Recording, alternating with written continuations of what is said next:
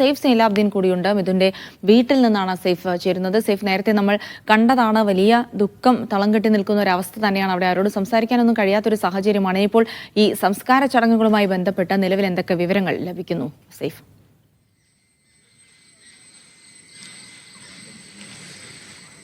സംസ്കാര ചടങ്ങ് നാളെ മാത്രമേ ഉണ്ടാവുകയുള്ളൂ. മിഥുൻ്റെ അമ്മ സുജ ഒരു വിദേശത്താണ് ഉള്ളത്. വിദേശത്ത് നിന്ന് രാത്രിയോടുകൂടി തുർക്കിയിലാണ് നിലവിലുള്ളത്. തുർക്കിയിൽ നിന്ന് കുവൈറ്റിലേക്ക് രാത്രി എത്തിച്ചേരും. രാത്രി കുവൈറ്റിൽ നിന്ന് തിരിച്ച് പുലർച്ചയോടുകൂടി തിരുവനന്തപുരത്ത് എത്തിച്ചേരും. തിരുവനന്തപുരത്ത് നിന്ന് ബൈ റോഡ് ഇങ്ങോട്ടേക്ക് എത്തിച്ചേരും എന്നാണ് അറിയിച്ചിരിക്കുന്നത്. അതുകൊണ്ട് നാളെ രാവിലെ മാത്രമേ ഇപ്പോൾ നിലവിൽ ശാസ്താംകോട്ട താലൂക്ക് ആശുപത്രിയിലുള്ള മിഥുൻ്റെ മൃതദേഹം ഈ വീട്ടിലേക്ക് കൊണ്ടുവരികയുള്ളൂ.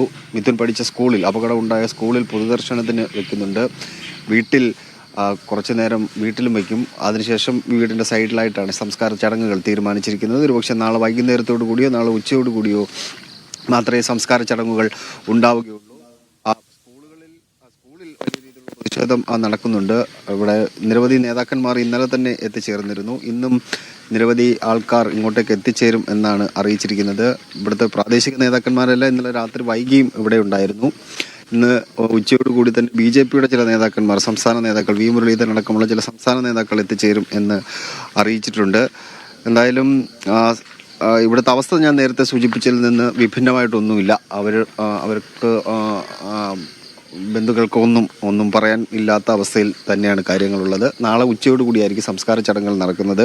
സംസ്ഥാന സർക്കാരിൻ്റെ സഹായവുമായി ബന്ധപ്പെട്ട് മന്ത്രി വി ശിവൻകുട്ടി പറഞ്ഞ കാര്യം നമ്മൾ ഇപ്പോൾ കേട്ടതാണ്. അത് സംസ്ഥാന സർക്കാർ പൊതുവിദ്യാഭ്യാസ വകുപ്പ് എന്ന നിലയിൽ ഒരു വീട് വെച്ച് കൊടുക്കുന്നുണ്ട്. അതിനപ്പുറത്തേക്ക് സാമ്പത്തിക സഹായം അത് മന്ത്രിസഭാ യോഗത്തിൻ്റെ പരിഗണനയിലേക്ക് വരേണ്ട വിഷയമാണ്. അതിൽ കൂടുതൽ എന്ത് ചെയ്യാൻ കഴിയും? കാരണം ഇപ്പോൾ വിദേശത്ത് നിന്ന് തിരികെ വരികയാണ് സുജ.